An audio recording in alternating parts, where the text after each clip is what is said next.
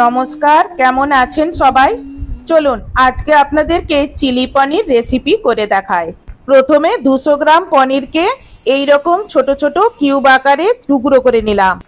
এবার এগুলো একটা বাটিতে নিয়ে এতে আদা রসুনের পেস্ট 1 চামচ, হাফ চামচ লঙ্কা গুঁড়ো, হাফ চামচ গোলমরিচ গুঁড়ো, স্বাদ মতন লবণ, রেড চিলি সস 1 চামচ, কর্নফ্লাওয়ার 1 চামচ, সোয়া সস 1 চামচ দিয়ে একসঙ্গে সব মাখিয়ে নেব।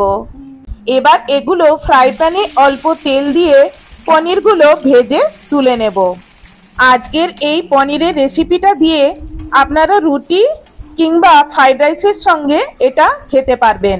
এবার ফ্রাই প্যানে 2 চামচের মতন তেল দিয়ে 1 চামচ রসুন কুচি, 1 চামচ আদা কুচি, 1 চামচ কাঁচা লঙ্কা কুচি দিয়ে একটু নেড়ে চেড়ে একটি বড় সাইজের পেঁয়াজ আর 100 গ্রাম ক্যাপসিকাম বড় বড় ফালি করে এতে দিয়ে দিলাম। এবার এগুলো একটু হালকা ভেজে একে একে 1 চামচ টমেটো সস, 1 চামচ চিলি সস, 1 চামচ সোয়া সস, 1 চামচ লঙ্কার গুঁড়ো, 1 চামচ গোলমরিচ গুঁড়ো, একটু লবণ দিয়ে একসঙ্গে সব ভালো করে মিশিয়ে নেব।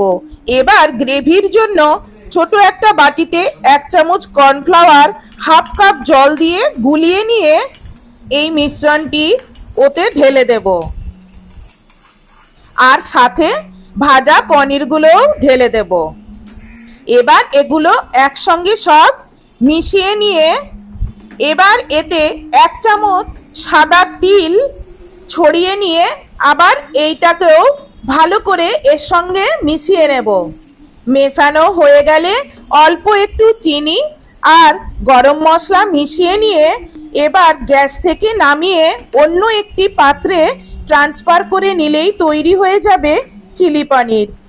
এটি আপনারা রুটি, ফ্রাইড রাইস ইত্যাদির সঙ্গে এটা খেতে পারবেন।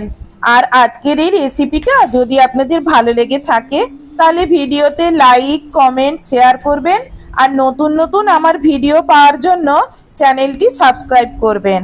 আর ভিডিওটি সম্পূর্ণ দেখার জন্য অসংখ্য ধন্যবাদ।